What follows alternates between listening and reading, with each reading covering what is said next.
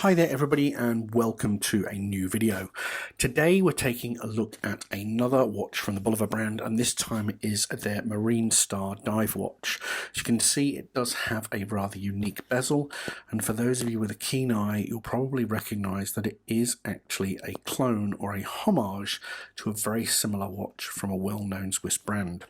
So what clone is it? And I will tell you right now, it is, in my opinion, very similar to the Tag Heuer Aqua Racer.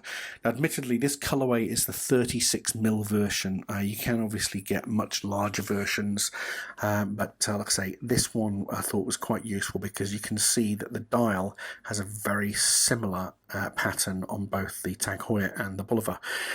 You can get it in a variety of different colorways from the guys at Starbuy who kindly lent me this watch. Like I say, this one here is still priced at the $1,049, but if you're looking for something slightly different, then you can get it slightly cheaper. You can see here it's around about $700, and there is a really nice gold colored one with a black dial, or brown dial, sorry, which is even cheaper at $519 on a strap. Now, again, one of the things that I want to point out is that Chinese watches or homage watches that is typically on my reviews cop a lot of flack going, oh, you know, they just copy. But this is a prime example of a reputable brand, Bulova, copying a Swiss brand. I just want to point that out. Anyway, let's get into the dimensions and what have you. So in terms of the diameter, you're looking at 43 mils across the way.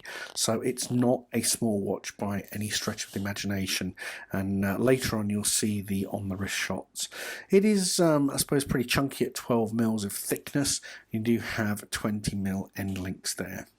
Now, in terms of the overall finishing on the watch, it's very angular, as you can sort of see. Quite a basic brushed finish, if I'm going to be completely honest, but you do have that signed screw-down crown, which will give you 200 meters of water resistance. You can see the case does have sort of like this brushed finish to it, which is pretty, well, very sort of basic. And you've got this rather large or oversized oyster-style links with, again, a brushed finish. Now, that bezel is 120 clicks unidirectional, so it goes the one way, and it is a ceramic bezel, so it's got a very nice sheen to it and gives the watch a real premium feel. Now, if we take a look at the bracelet in a little bit more detail, like I say, the bracelet does have this oyster style or Rolex oyster style look to it, but it is oversized. I thought the bracelet was quite basic, if I'm going to be completely honest. I haven't undone the clasp because this is a retail version. Again, it was lent by the guys at Starbuy, so I didn't want to take that stuff off.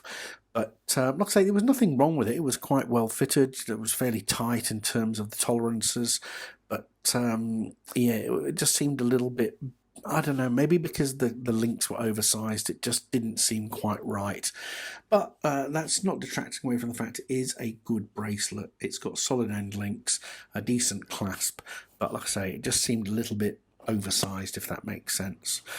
I suppose the one thing that this watch is really attractive for me is the movement. So you do have the Bulova Precisionist 262 kilohertz movement, and I've gone on about this, many times in other videos.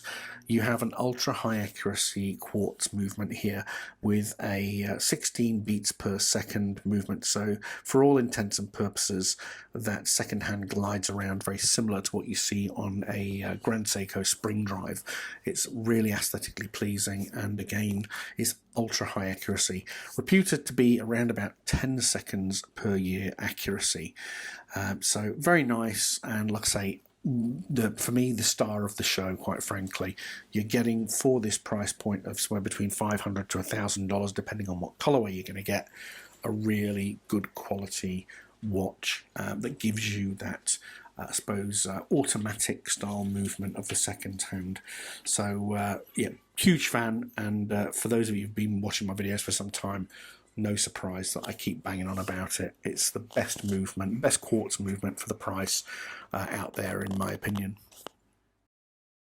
Here we have the on the wrist footage. So for those of you who haven't watched my videos before, my wrist presently sits around about the 7¼ inches, so not too small but not too big.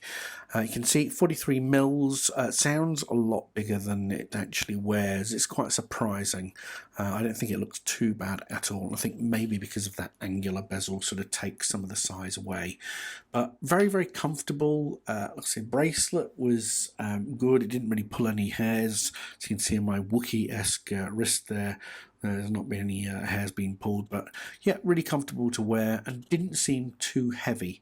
And admittedly, because it is a large watch and it's got that big bracelet, I thought that was going to be a little bit of a challenge. But no, comfort, value, factor, excellent. And that leads me on to, I suppose, the final thoughts, guys. For me personally, the movement is the big thing here. I love the fact that it has that beautiful smooth sweep seconds hand. But aside from that, I've got to admit I am not a Tag Heuer fan, and this watch has a heavy design influence on the Aqua from the Aqua Racer range from Tag Heuer. So for me, it's probably a little bit of a miss.